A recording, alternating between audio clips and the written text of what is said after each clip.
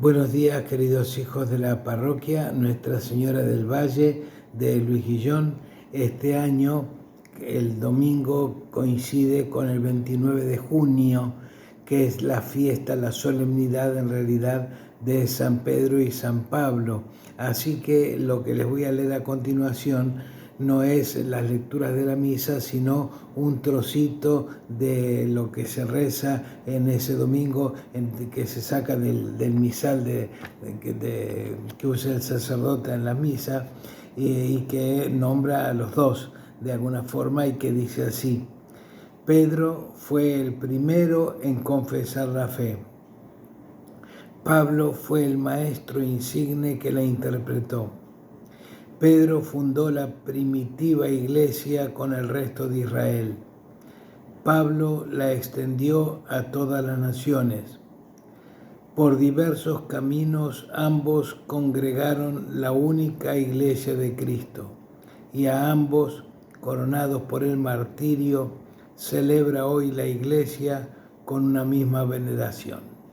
A partir de este fragmento que les acabo de leer del misal del día de San Pedro y San Pablo, se impone decir algo sobre la personalidad de cada uno, de San Pedro y de San Pablo, tan distintos y tan diferentes entre sí, y sin embargo dos pilares de santidad con los que cuenta la Iglesia. Así que escuchemos, tratemos de escuchar con atención, o leamos entre líneas el Evangelio y los Hechos de los Apóstoles para descubrir cualquier cosa que Dios nos quiera decir a la vida de cada uno de nosotros a partir de esta reflexión. Pedro era fundamentalmente un pescador, uno que se dedicaba a la pesca, junto con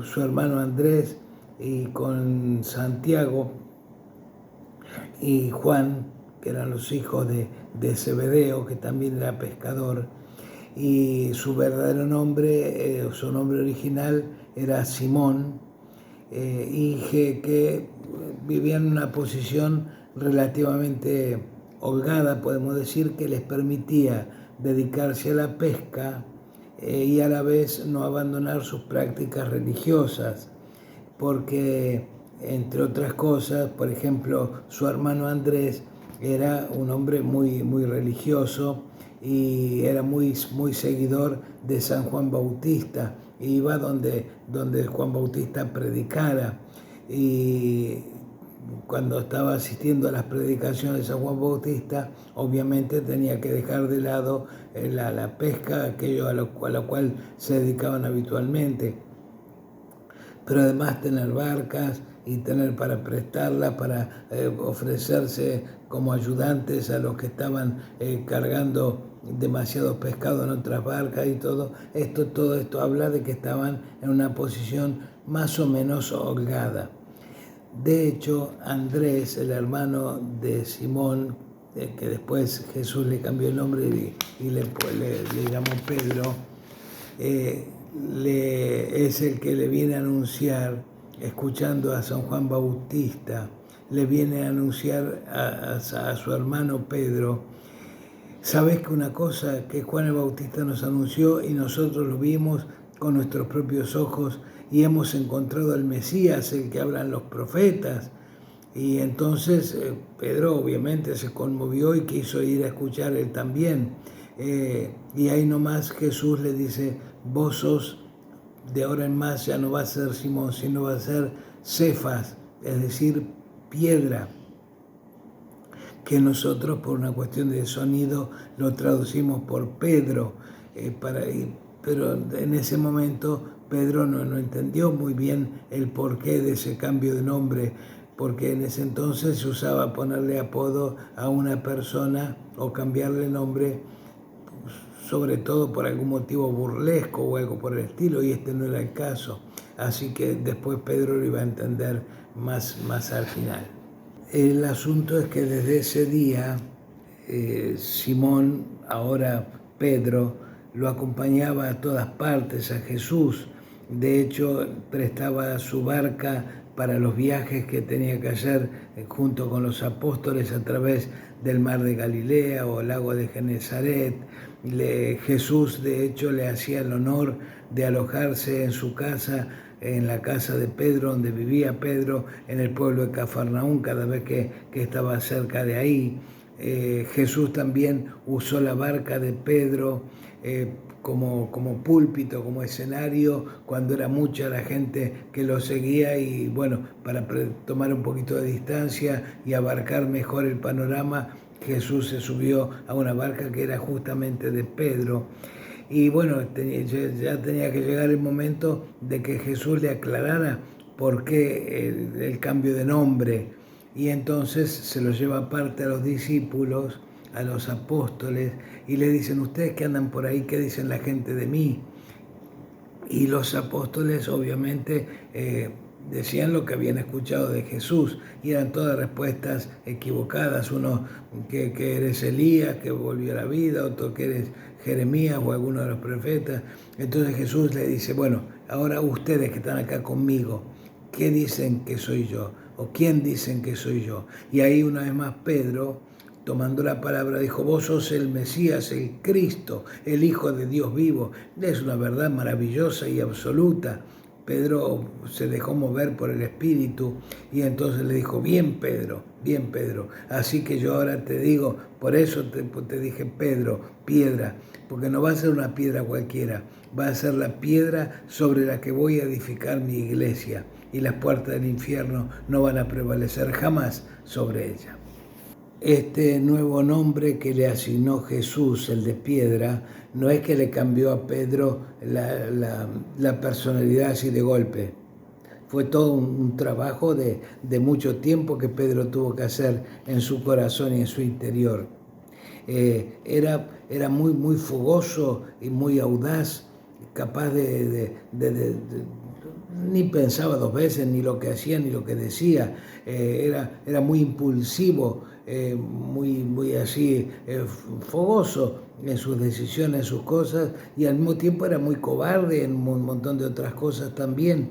Era capaz de hacer grandes promesas a Jesús mismo y al mismo tiempo mostrarse débil y mostrarse cobarde cuando se enfrentaba con las dificultades que traían las promesas que había hecho.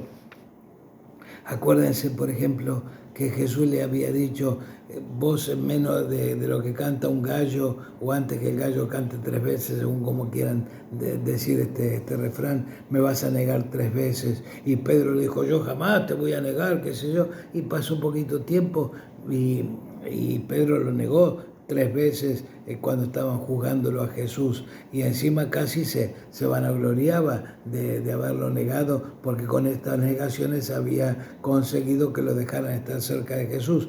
Cuando canta el gallo y toma conciencia, ahí se da cuenta que había metido la pata y se pone a llorar amargamente. Ven los altibajos de Pedro.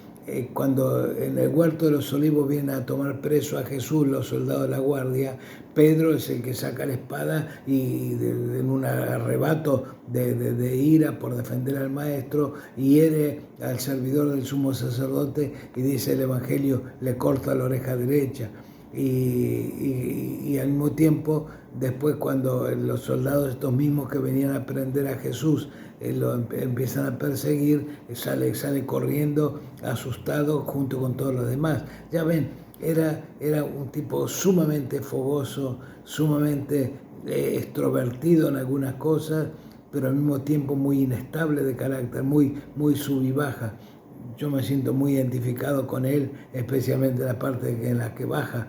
Así que bueno, pero es así, es la personalidad de cada uno. Acuérdense también cuando María Magdalena, después de que resucitó Jesús, fue al sepulcro y vio que estaba el sepulcro vacío, fue a avisarle a los apóstoles que habían encontrado el sepulcro vacío, como que no estaba más ahí el cuerpo del difunto al que iban a terminar de embalsamar, que era Jesús. ¿Y quién fue precipitadamente pensando: esta mujer está media mal de la cabeza? Lo que dice Pedro, arrebatadoramente, como era su costumbre, salió corriendo al sepulcro y tuvo que reconocer que una vez más se había equivocado al desconfiar de lo que le decían estas mujeres.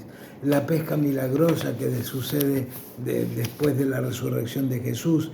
Jesús le dice, tiren la red a su derecha que van a sacar un montón de peces.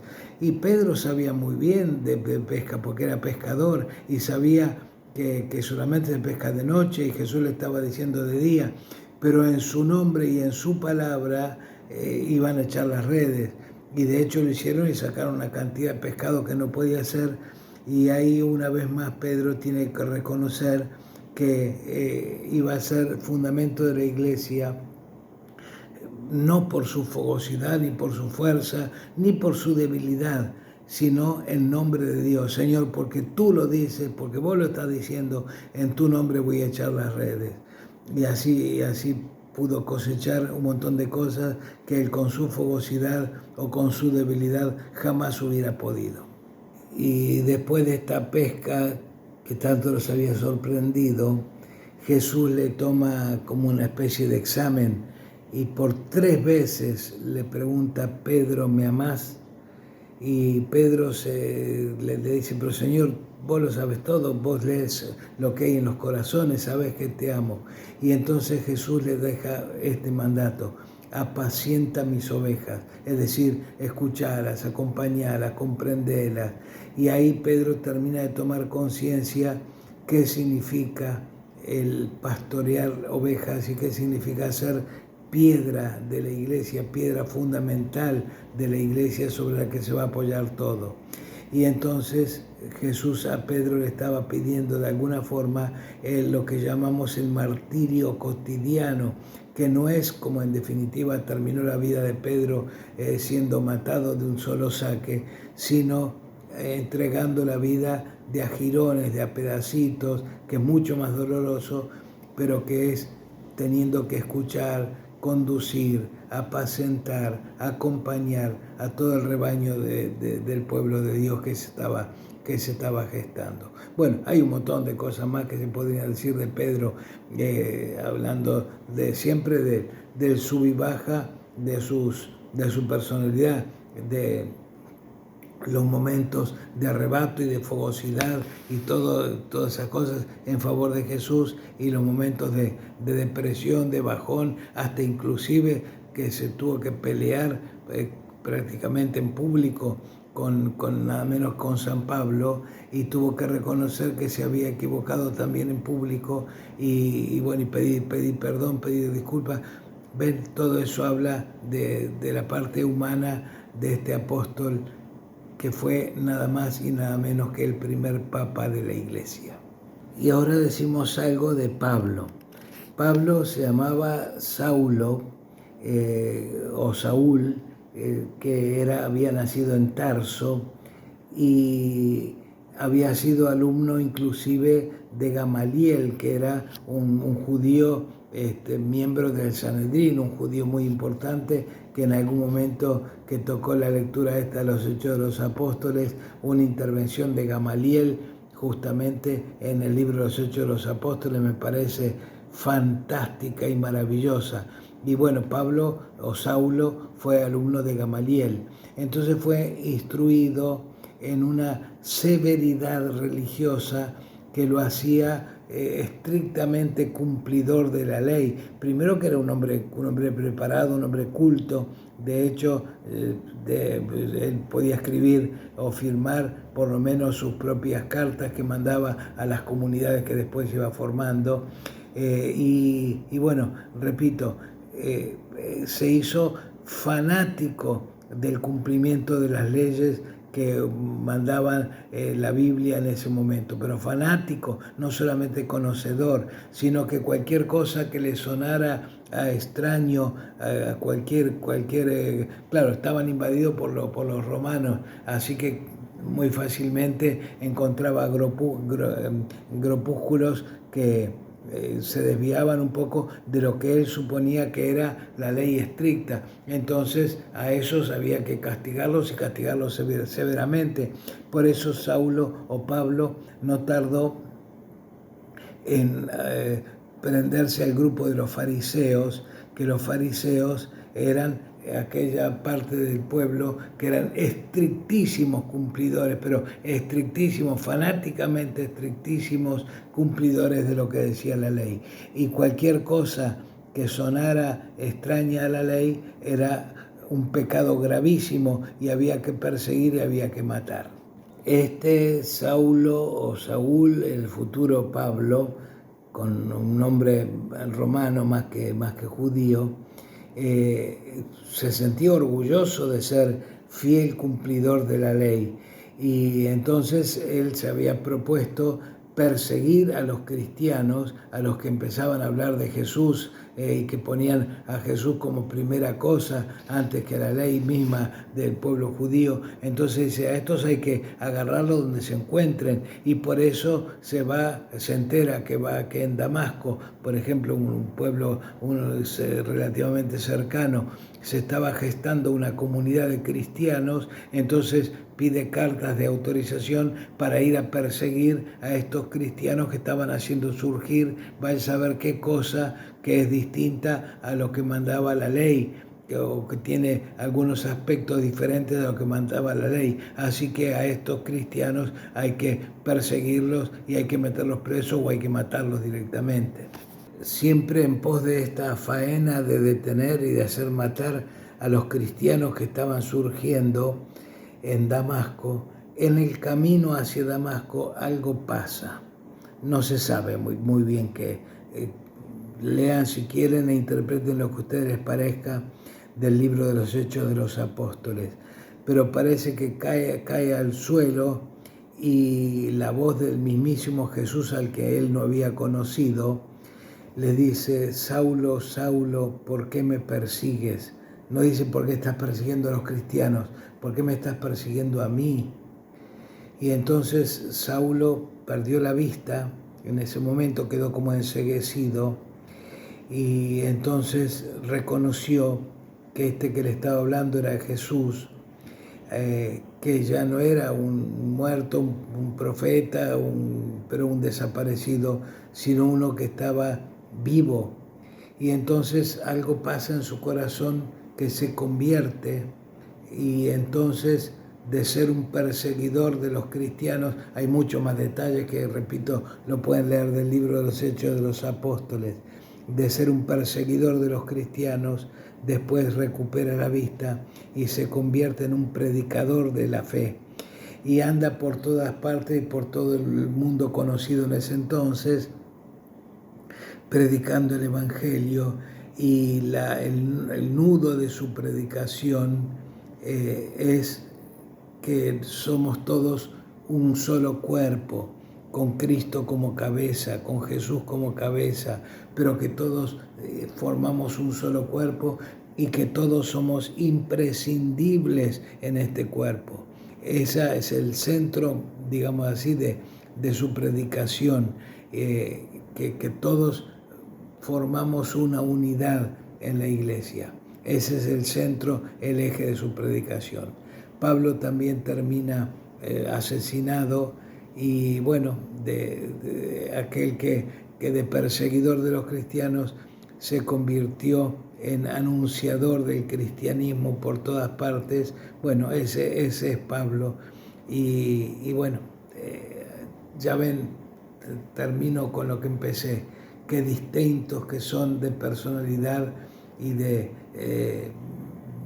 vida Pedro y Pablo, y sin embargo qué santos imprescindibles los dos para nuestra iglesia. Padre nuestro que estás en el cielo, santificado sea tu nombre, venga a nosotros tu reino, hágase tu voluntad en la tierra como en el cielo. Danos hoy nuestro pan de cada día, perdona nuestras ofensas, como también nosotros perdonamos a los que nos ofenden. No nos dejes caer en la tentación y líbranos del mal. Amén. Este Jesús, el Cordero de Dios, que quita el pecado del mundo, dichosos los llamados a participar de esta cena. Señor, yo no soy digno de que entres en mi casa, pero una palabra tuya bastará para sanarme.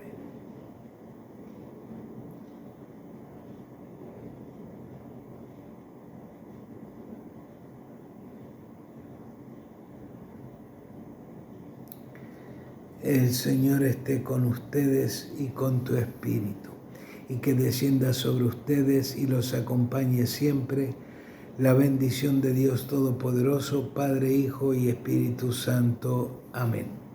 Podemos seguir nuestra vida en paz y demos gracias a Dios.